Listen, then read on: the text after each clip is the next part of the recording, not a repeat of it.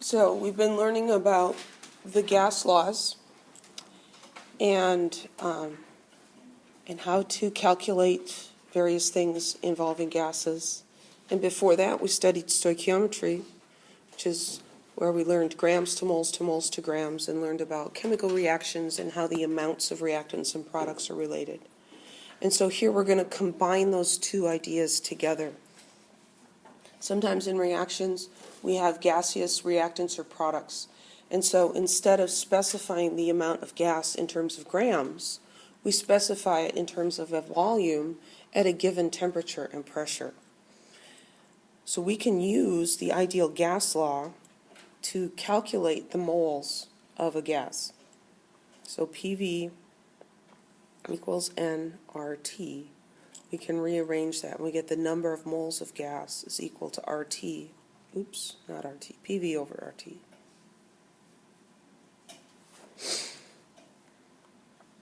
So we had grams to moles to grams.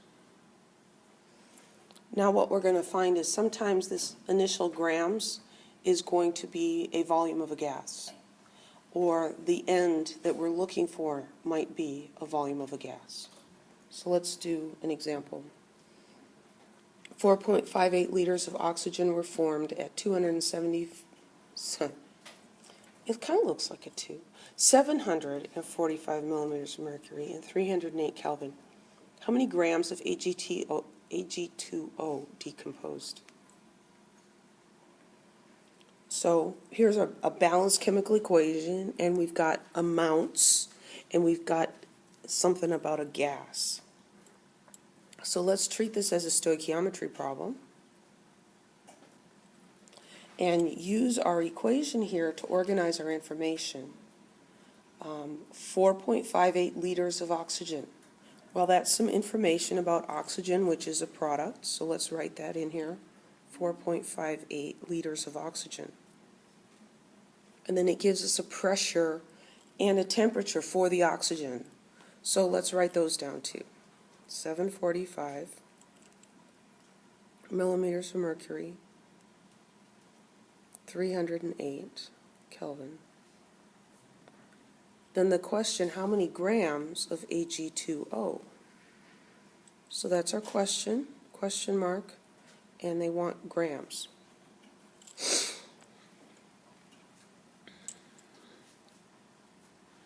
Grams to moles to grams. Hopefully everybody's got that down by now. Grams to moles to grams, right? So in this one, we're going to end up with grams of Ag2O,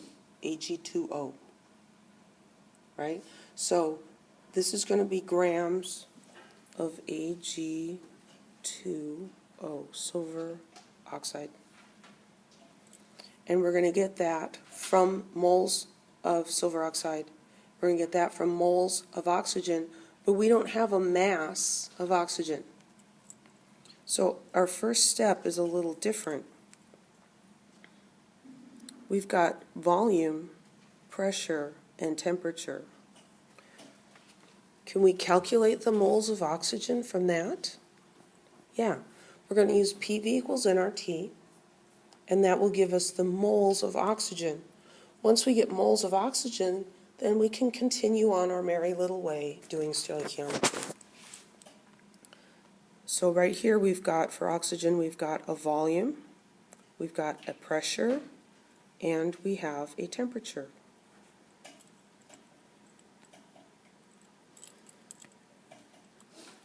So when I rearrange the ideal gas law, I end up with N equals PV over RT. Remember that R is 0.0821 liter atmospheres per mole Kelvin. Because this constant has these units, when we do the ideal gas law, we have to have these units. Do the units we were given match up with the units in the ideal gas constant? No, one of them's not right. The pressure. Volume in liters is good, temperature in Kelvin, that's great, but we've got millimeters of mercury. We need to convert this to atmospheres. So we'll multiply by atmospheres, we'll divide by millimeters of mercury. We look it up if we don't remember. 1 atmosphere, 760 millimeters of mercury.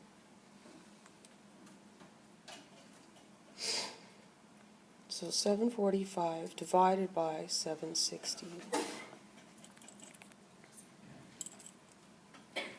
0.980 atmospheres. We need to use that pressure because then the units will work out with the ideal gas constant. So pressure 0.980. Write the units in here. Just do it. 4.58 liters divided by the gas constant,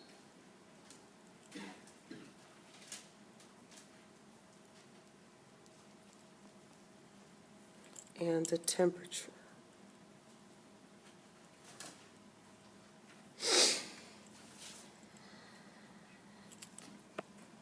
So 0.980 times 4.58 divided by 0.0821 divided by 308.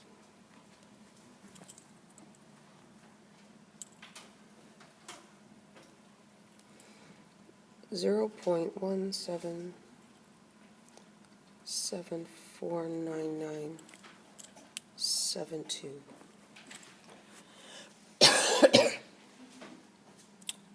Our final answer should end up with 3 significant figures, but I'm going to carry a little bit extra, and that is moles of O2.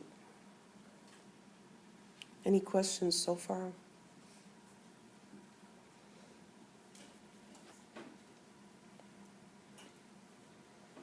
This is our first step. What we're doing right now is this one right here, from volume, pressure, temperature to moles. Now we're going to take that moles and we're going to do our typical stoichiometry thing. 177,499 moles of O2. Now we're doing this, moles to grams. So our first line, what unit goes on the top? Moles of Ag2O.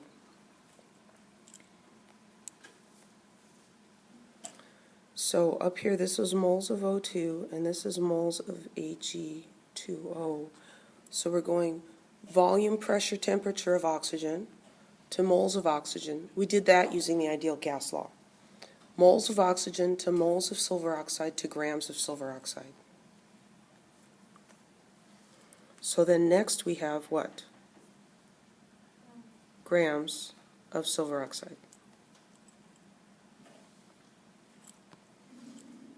Then this unit comes down, so they cancel out. Moles of O2. And this unit comes down here, moles of Ag2O, and those cancel out. Where do we get the numbers for the mole ratio? From the equation, right? So Ag2O, we look in the equation, there's a 2. So I'm going to put a 2 in front of that.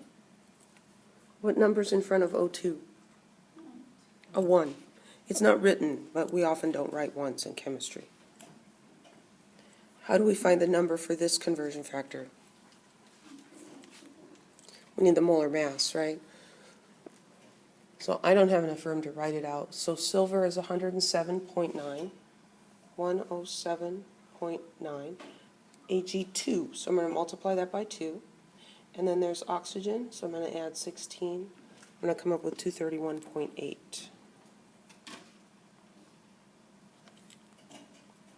Now we've got everything in place. Take that 0.177499 times 2 times 231.8.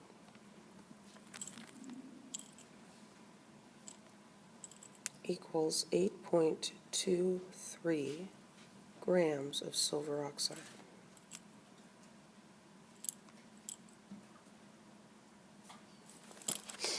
I rounded that to 3 significant figures because all of the numbers that I was given to start with had 3 significant figures. Any questions? We're taking 2 things we learned separately and we're putting them together. If you're still struggling with them separately, work on that first. Don't try to do these that combine stuff until you learn the individual pieces.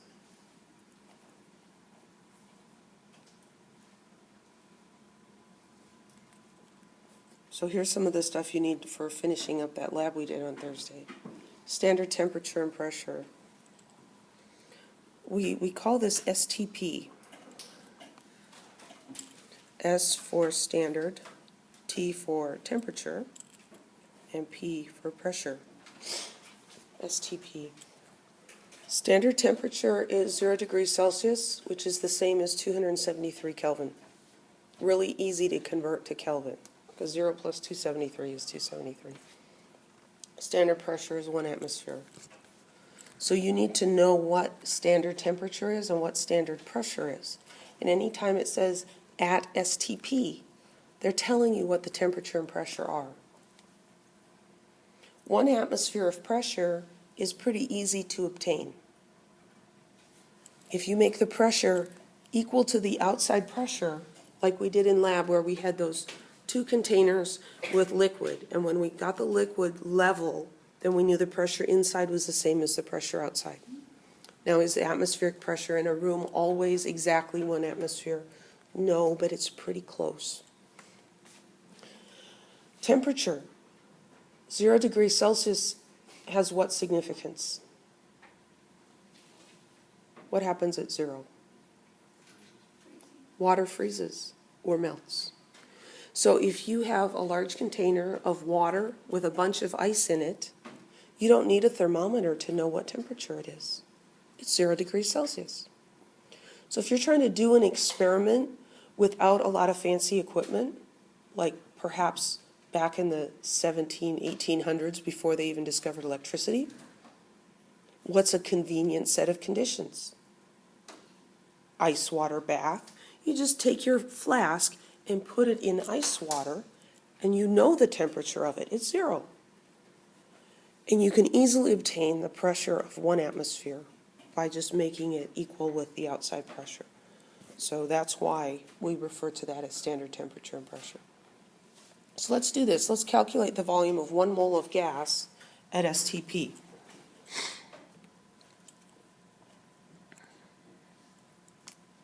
Well, what equation are we going to use?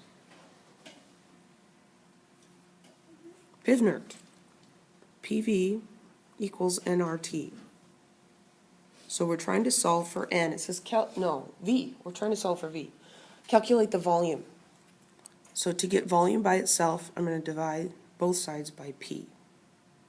So now I have volume equals nRT over P.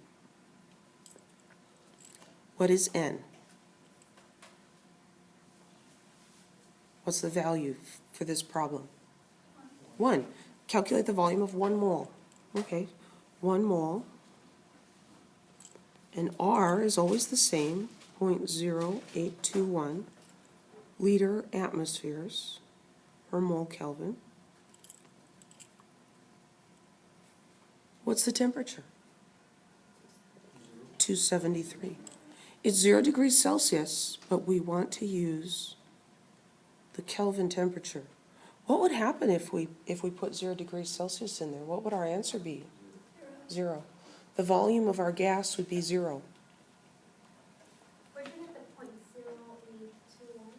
Where did I get the 0.0821? That is R. Oh, yeah. Yeah. Ideal gas constant. I sometimes forget what he is. And then what's the pressure? 1 atmosphere. And we know that because of this at STP. That tells us 273 Kelvin, 1 atmosphere. So when we do the math, it comes out to 22.4 liters. It's kind of a funny looking tube.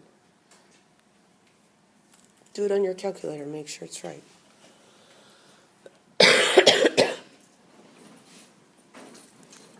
What's the significance of this?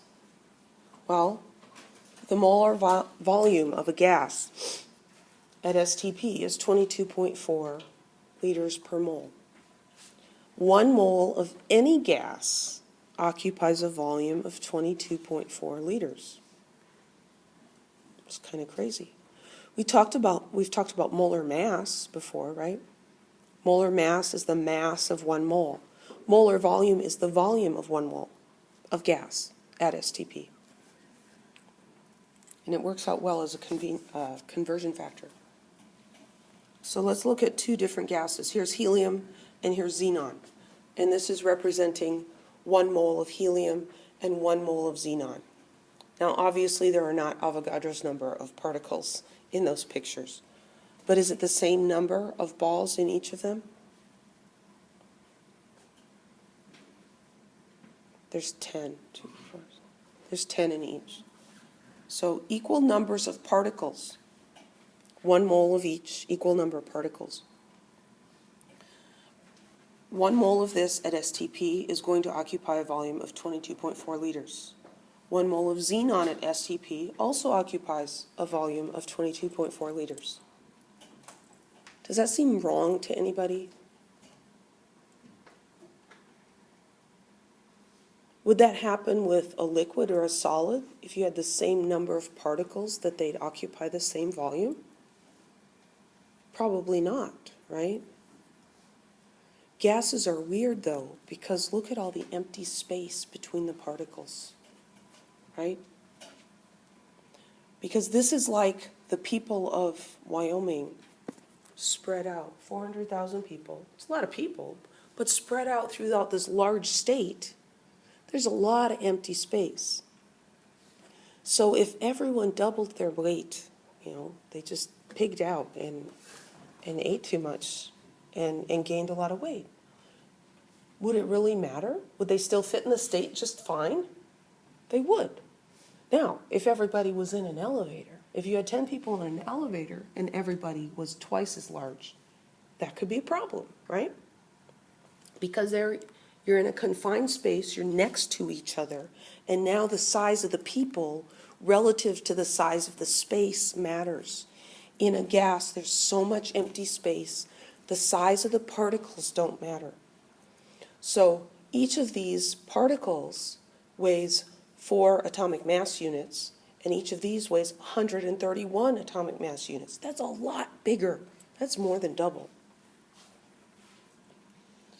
But 1 mole of helium would occupy 22.4 liters at STP.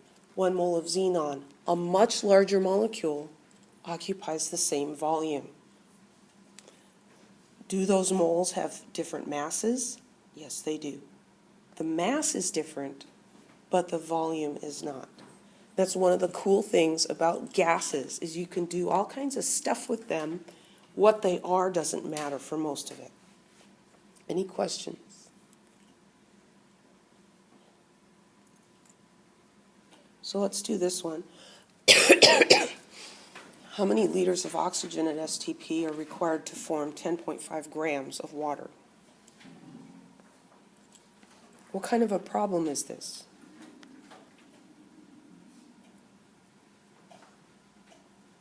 Is this a stoichiometry problem? Yes? We've got a balanced chemical equation.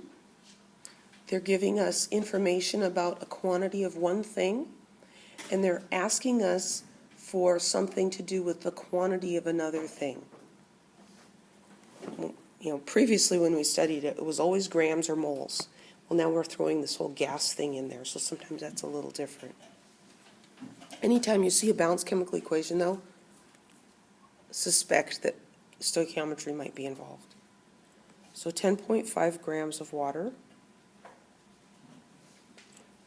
And the question is, how many liters of oxygen? Okay, so here's oxygen, question mark, liters. Does this matter at STP? Yeah, that actually matters a lot. Because the volume of gas depends on the pressure and the temperature and the number of moles.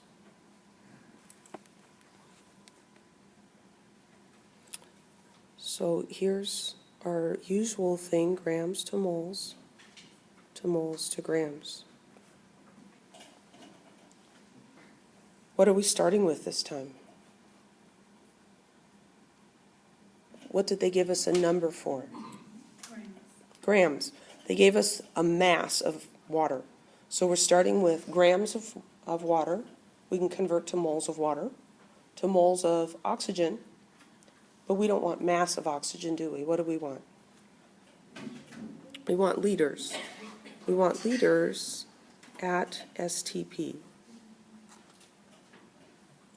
Now we could do this the same way we did that last one, and I accidentally did it that way this morning in Tulare, where we use the ideal gas law and calculate.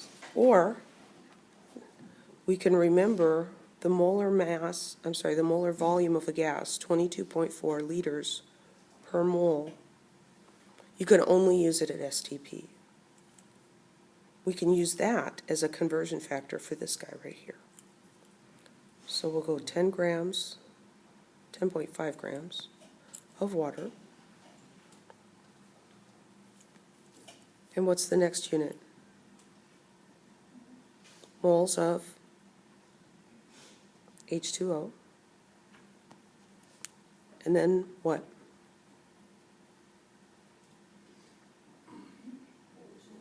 Moles of O2. And next?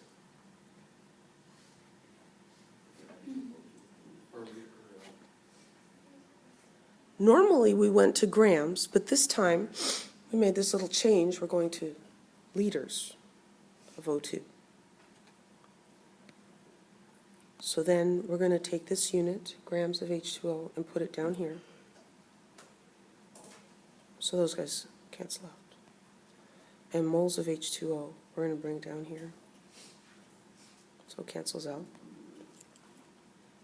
And moles of O2 we're going to pull down there.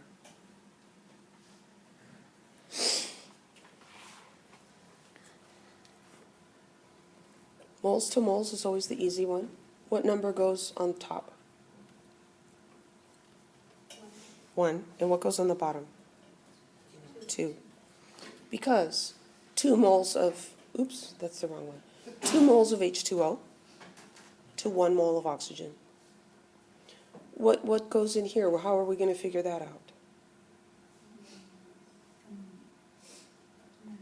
We need the molar mass of water, right? It's 2 times the mass of hydrogen plus the mass of oxygen.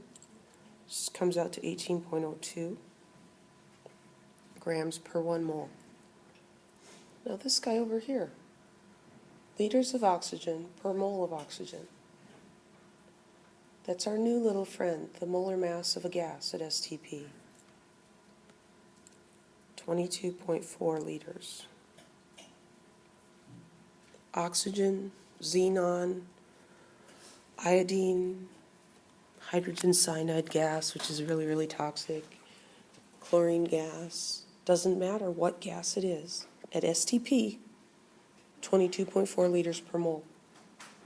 It's very convenient, a lot easier than pulling out PivNert. Bless you. So the 22.4 just because it means at STP? Because it's a gas at standard temperature and pressure. That's all we need to know. And then we can use the 22.4. So we do the calculation and we come up with 6.53 liters of oxygen.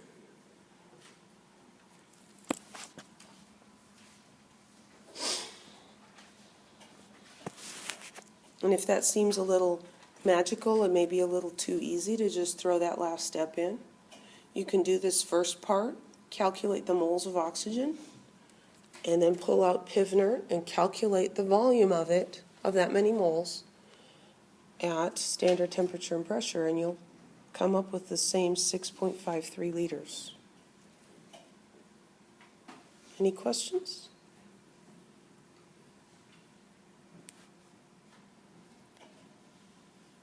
That's the end of chapter 11.